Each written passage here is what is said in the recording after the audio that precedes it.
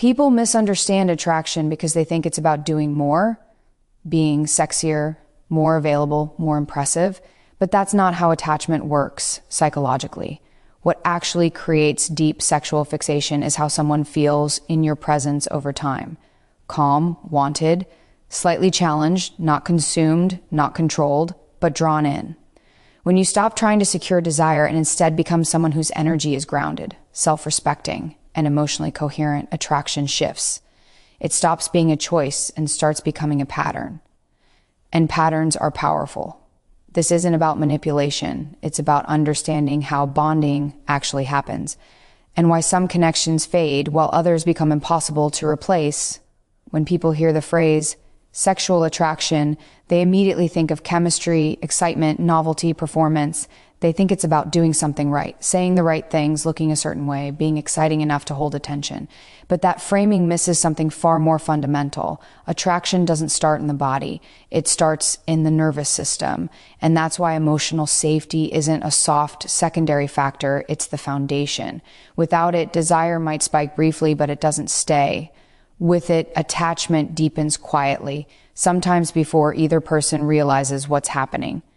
Here's what's often overlooked. A man doesn't become deeply attached to how you look or what you do. He becomes attached to how he feels when he's with you, and even more importantly, how he feels after he leaves.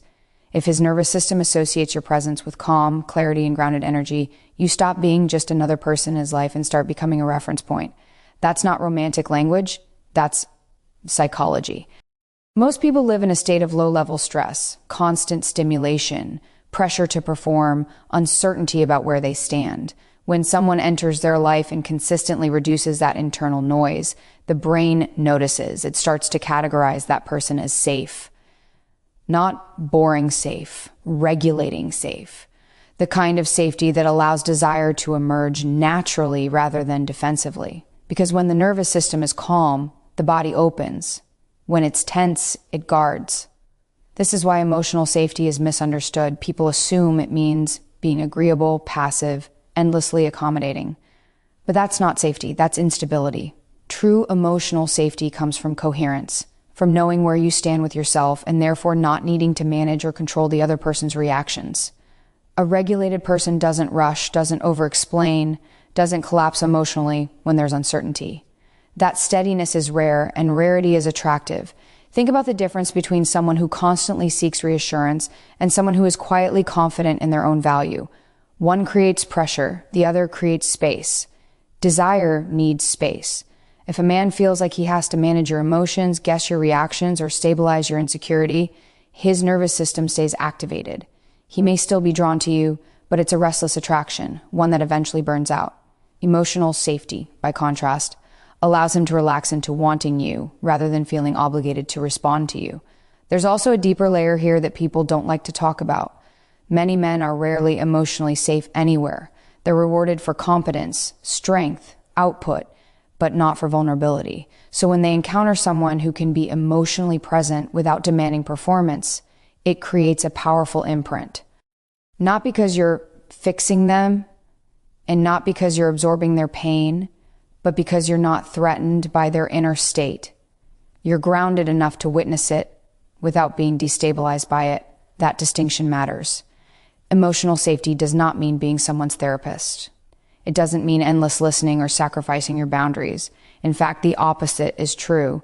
Emotional safety comes from self-respect, from knowing that you can stay open without abandoning yourself.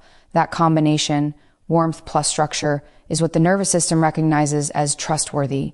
There's a philosophical element here too. Desire thrives in truth. When someone feels they can be real around you, not curated, not impressive, not armored, they begin to associate intimacy with relief. Relief is underrated, but it's one of the strongest bonding forces we have.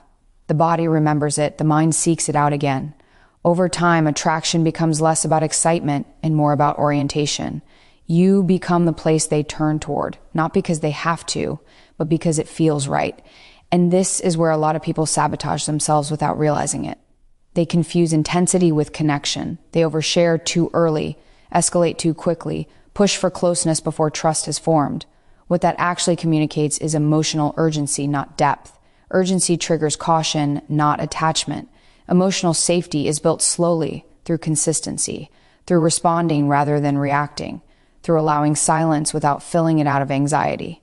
When you're emotionally safe, you don't try to secure desire. You don't chase certainty. You allow interest to develop at its own pace. That patience sends a powerful signal. I trust myself. I trust reality. I don't need to force outcomes.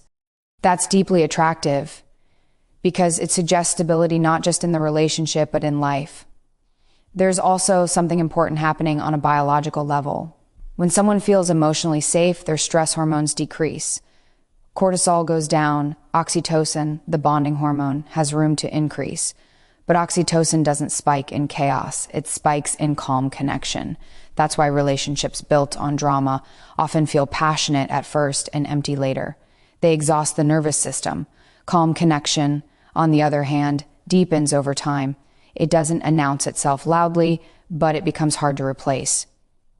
This is why emotional safety doesn't mean predictability in the dull sense.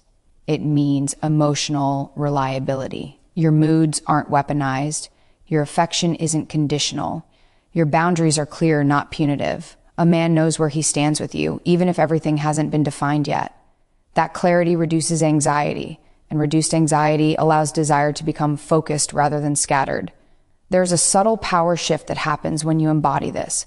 Instead of trying to be chosen, you become someone who is experienced. Someone whose presence leaves a mark, not because you demanded attention, but because your absence is felt. That's when attraction becomes internalized. He doesn't just want you when you're there, he wants the version of himself he is around you, and that's the point most people miss. Deep attraction isn't about making someone want you. It's about creating the conditions where they feel more themselves in your presence, more grounded, more alive, more oriented. When that happens, attachment isn't something you have to manufacture. It forms on its own because the body and mind recognize value before the ego catches up. This also requires restraint. Emotional safety means you don't rush to define the relationship to calm your anxiety. You let mutual interest reveal itself through behavior, not promises. You observe consistency. You respond to reality, not potential. That groundedness protects you as much as it attracts the other person. Because safety goes both ways. If you abandon yourself to create connection, the connection will always feel unstable. At a deeper philosophical level, emotional safety is about alignment with truth. You're not performing a role to be desired. You're not suppressing parts of yourself to maintain harmony. You're present, honest, and self-contained. That integrity is rare, and rarity draws attention without asking for it. When emotional safety is present, desire doesn't feel frantic. It feels anchored. It doesn't need constant reassurance because it's reinforced by experience. Over time, that kind of bond becomes difficult to replace, not because it's addictive in a chaotic sense, but because it's regulating. And humans are wired to return to what regulates them. So if there's one thing to understand here, it's this. Attraction deepens where the nervous system can rest. If you want to be unforgettable, don't focus on being impressive. Focus on being emotionally coherent, self-respecting, and grounded. Because when someone feels safe with you, not bored, not controlled, not consumed, but safe, their desire doesn't fade. It roots. And what takes root doesn't disappear easily. Once emotional safety is established, something else has to remain intact or attraction slowly erodes. And this is where many relationships quietly lose their charge. Polarity, not dominance, not games, not artificial distance, but difference. The tension that exists when two people are connected without collapsing into each other. Polarity is what keeps desire alive after comfort appears. Without it, connection becomes familiar, and familiarity, when unmanaged, dulls erotic energy. People often misunderstand polarity because they confuse it with power imbalance. That's not what this is. Polarity isn't about one person being above the other. It's about each person being fully themselves, rooted in their own center, not merging prematurely in the name of closeness. Desire requires separation, not emotional distance, but psychological distinction. You have to be someone, not an extension of the other person's needs, moods, or expectations. When polarity disappears, it usually happens subtly. Communication becomes constant, boundaries soften, individual rhythms dissolve. The relationship becomes the organizing principle of life instead of a meaningful part of it. At first, this feels like intimacy. It feels like closeness. But underneath, something important is being lost: tension. And tension isn't conflict, it's contrast. It's what allows attraction to breathe. From a psychological perspective, desire is fueled by orientation towards something that is not fully possessed. The moment someone feels completely known, completely predictable, completely available, the nervous system relaxes, but not in a way that sustains sexual pull. It relaxes into neutrality. The relationship may still be loving, even supportive, but the edge dulls. Polarity keeps that edge alive without destabilizing the bond. This is why overfamiliarity can quietly kill attraction. Not because closeness is bad, but because closeness without selfhood becomes suffocating. When you over-explain your emotions, overexpose your inner world too early, or over-adjust yourself to maintain harmony, you remove the mystery that allows the other person to orient toward you. Mystery doesn't mean secrecy. It means depth that unfolds over time, not all at once. There's also a biological dimension here. The brain responds to novelty and challenge differently than it responds to certainty. When everything is immediate and accessible, dopamine drops. When there's space to pursue, to discover, to lean in, dopamine stays engaged. But here's the key distinction. Healthy polarity doesn't create anxiety. It creates curiosity. Anxiety repels, curiosity attracts. A grounded person doesn't try to manufacture intrigue. They don't disappear to provoke longing or withhold affection to gain leverage. Those are strategies rooted in insecurity. True polarity comes from having a full life, a clear sense of self, and emotional containment. You don't need to pull away to create desire if you were never clinging in the first place. Think about how polarity shows up in conversation. Someone with polarity listens without rushing to fill silence. They respond thoughtfully instead of reflexively. They don't mirror the other person's energy in a way that erases themselves. They allow difference. And difference is stimulating. When a man senses that you won't automatically agree, won't dissolve your perspective to be liked, he stays engaged, not threatened, engaged. This doesn't mean being cold or aloof. Warmth is essential, but warmth without boundaries turns into emotional availability without structure. And structure is attractive. Structure signals self-respect. It says, I enjoy connection, but I don't abandon myself for it. That message lands deeply, even if it's never articulated. Polarity also protects against resentment. When you give too much too soon, when you overfunction emotionally, you may feel close, but underneath you're often keeping score. Over time, that leads to frustration, passive aggression, or emotional withdrawal. A relationship with polarity allows both people to show up willingly, not out of obligation. Desire can't survive obligation. It can survive effort, but only when that effort is freely chosen. There's a philosophical principle here that's worth paying attention. I unto value emerges from limits. Anything without limits becomes taken for granted. This applies to time, energy, attention, and intimacy. When everything is always available, nothing feels particularly meaningful. Polarity introduces natural limits, not as rules, but as consequences of having a life that isn't entirely oriented around one person. This is also why maintaining polarity requires restraint. You don't rush to merge emotionally just because attraction is strong. You allow interest to build. You let the relationship reveal itself through actions over time. That patience signals confidence. It says you don't need to collapse into intensity to feel secure. And that confidence is deeply magnetic. From the man's perspective, polarity often shows up as feeling slightly pulled toward you without feeling controlled by you. He feels invited, not consumed, challenged, not criticized, desired, not depended on. That balance is rare. Many people swing between extremes, either withholding to maintain power or overgiving to secure attachment. Polarity lives in the middle, present, but not self-sacrificing. It's also important to understand that polarity isn't static. It has to be maintained consciously, especially as familiarity grows. This doesn't mean playing roles or pretending to be someone you're not. It means continuing to cultivate your own direction, your interests, your physical presence, your internal life. When you remain oriented toward your own growth, you remain attractive, not because you're unavailable, but because you're alive. There's a subtle but crucial distinction between intimacy and enmeshment. Intimacy allows closeness without loss of self. Enmeshment confuses closeness with sameness. In enmeshment, emotional boundaries blur. Moods become contagious. One person's anxiety becomes the other's responsibility. Desire struggles to survive in that environment because the relationship starts to feel heavy rather than expansive. Polarity keeps the relationship expansive. It allows desire to coexist with comfort, safety with excitement, love with attraction. Without polarity, relationships often drift into companionship alone. That's not failure, but it's not what most people are actually longing for. They want connection that feels alive. And here's the uncomfortable truth. Maintaining polarity sometimes means tolerating discomfort. It means not rushing to soothe uncertainty, not demanding clarity before it naturally arrives, letting things unfold without forcing emotional outcomes. That requires emotional maturity, but maturity is attractive because it suggests you can handle complexity without collapsing. When polarity is present, attraction doesn't need to be negotiated.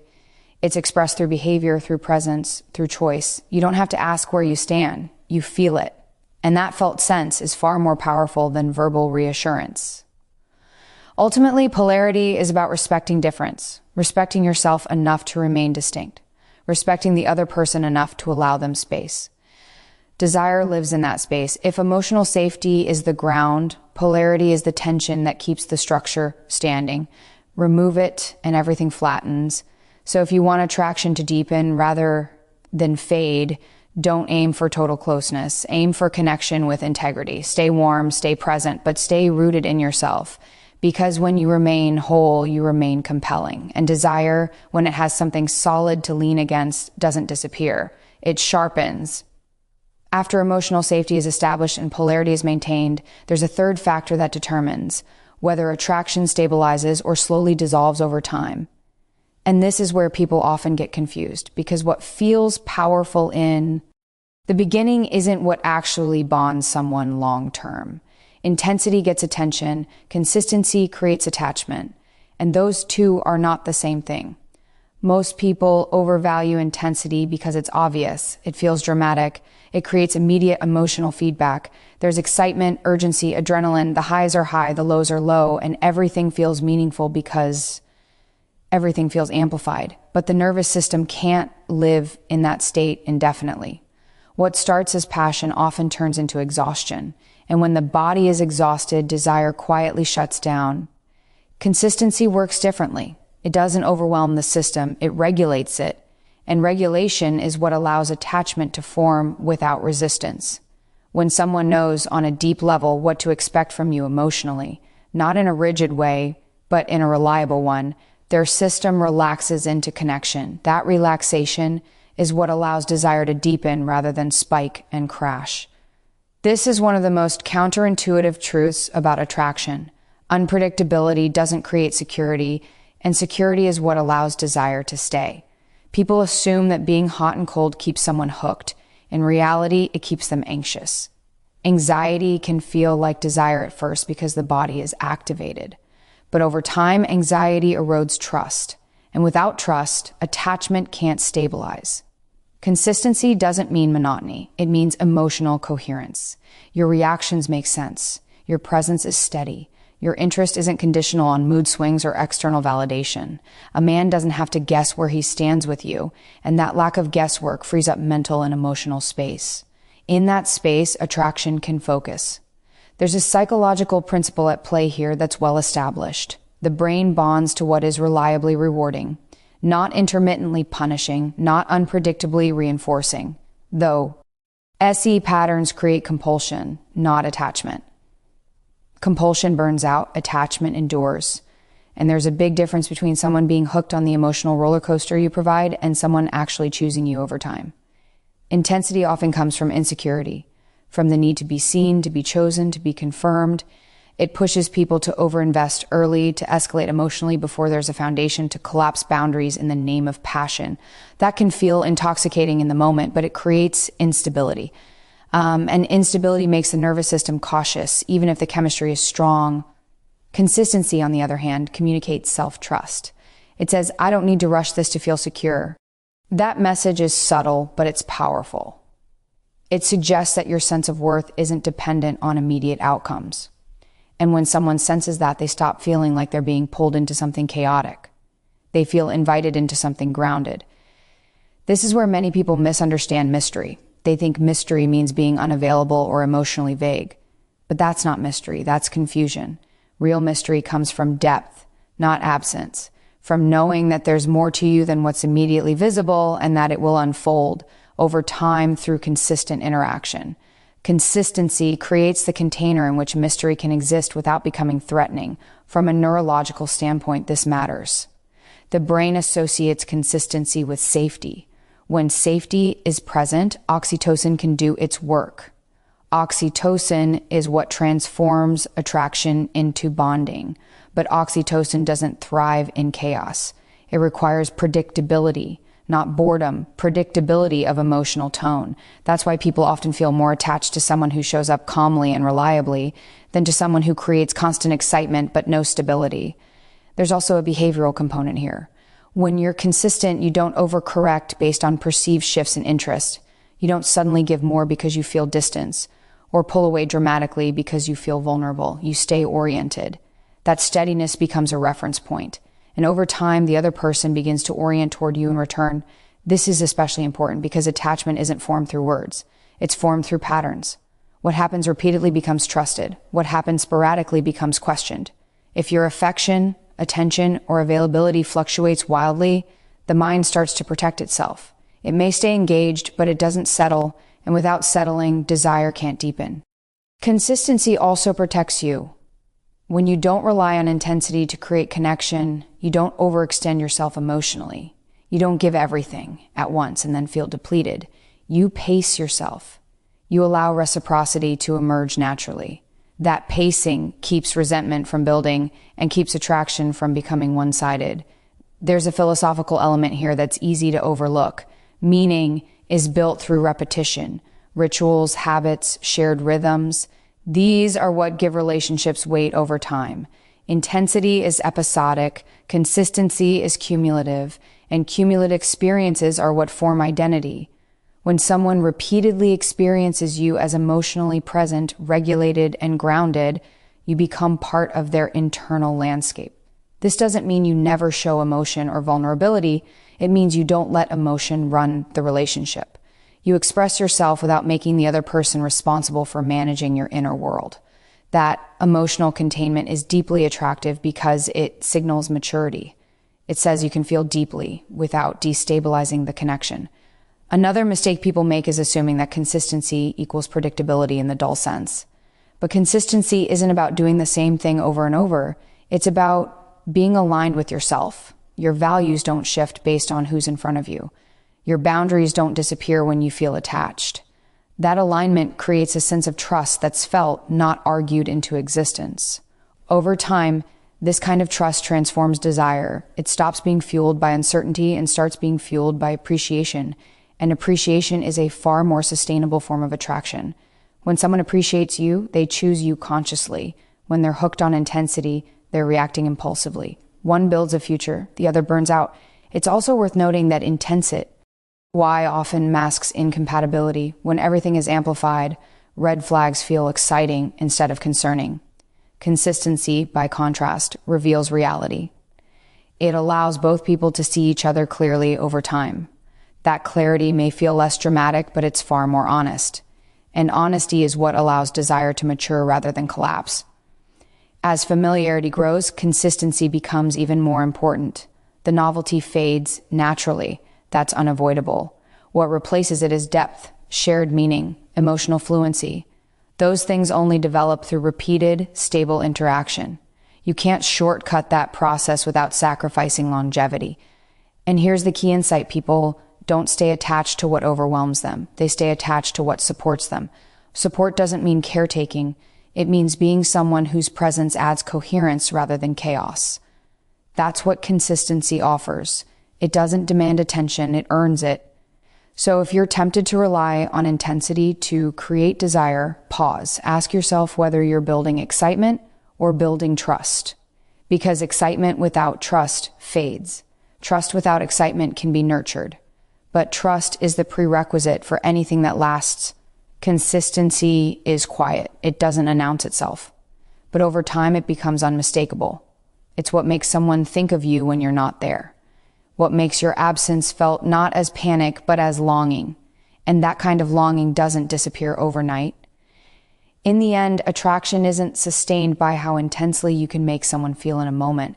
It's sustained by how reliably you can show up over time. Choose steadiness over spectacle, because what's steady becomes solid, and what's solid becomes hard to replace. By the time emotional safety is established, polarity is maintained, and consistency has had time to do its quiet work, something else becomes unmistakably clear.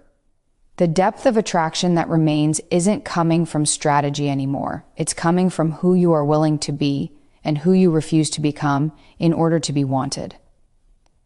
This is where self-respect enters the picture, not as a slogan or a boundary list, but as a lived orientation toward yourself. And it matters more than almost anything else. Self-respect is attractive because it signals value without asking for validation. It tells the truth before words ever do. A person with self-respect doesn't negotiate their worth through overgiving, self-erasure, or emotional bargaining. They don't trade access to themselves for reassurance. And that restraint is felt immediately, even if it's never consciously named.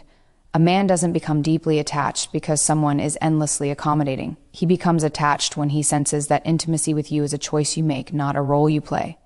That distinction changes everything. Choice implies agency. Agency implies value. And value is what desire organizes itself around. There's a common misconception that being desirable means being agreeable, flexible, endlessly understanding. But taken too far, those traits stop being generous and start being self-abandoning.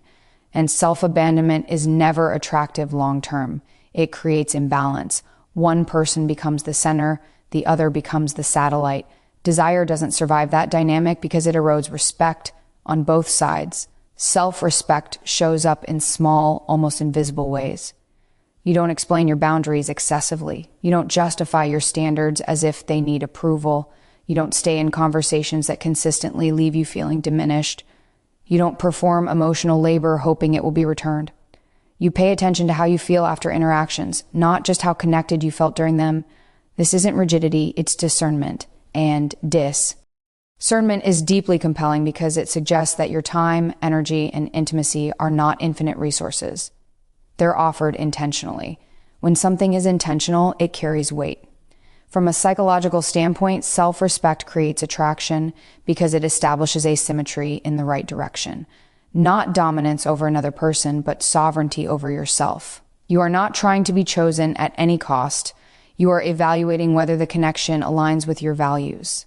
That quiet evaluation shifts the dynamic. It places you in a position of mutual selection rather than audition. This is where many people get uncomfortable because self-respect often requires tolerating the possibility of loss. If you're unwilling to walk away from what disrespects you, you end up teaching others how to treat you. Not through lectures, but through what you allow. And what you allow becomes the standard. A man senses this instinctively. He may not articulate it, but he feels it. When someone stays despite consistent misalignment, oversteps, or disregard, the signal is clear. Access to you doesn't require care. Over time, that dulls desire, not because he's cruel, but because the relationship no longer feels like a privilege. It feels like a given. Self-respect restores that sense of privilege, not in an arrogant way, but in a grounded one. You're warm, present, engaged, but not available at the expense of yourself. That balance creates a kind of gravity. It draws people in because it suggests that connection with you adds to life rather than consumes it. There's also a deeper philosophical truth here. Self-respect is alignment with reality. It's the refusal to lie to yourself about what's happening in order to preserve attachment.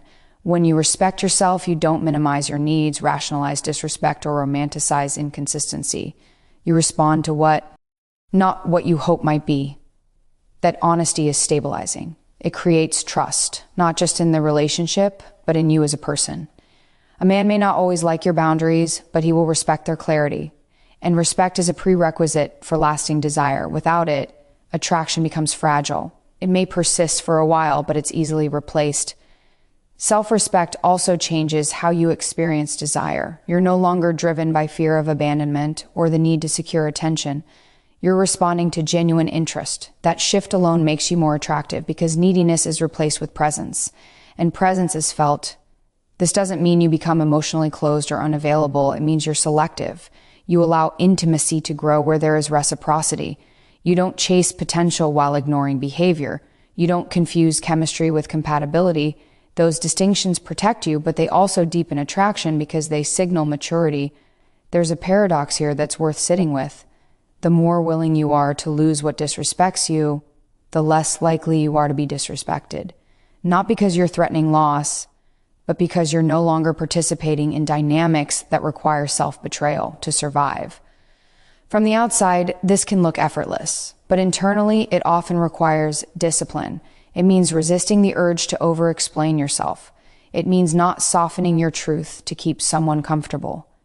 It means allowing silence where you once would have chased reassurance. Those choices aren't dramatic, but they're transformative. Self-respect also prevents resentment, which is one of the quiet killers of desire.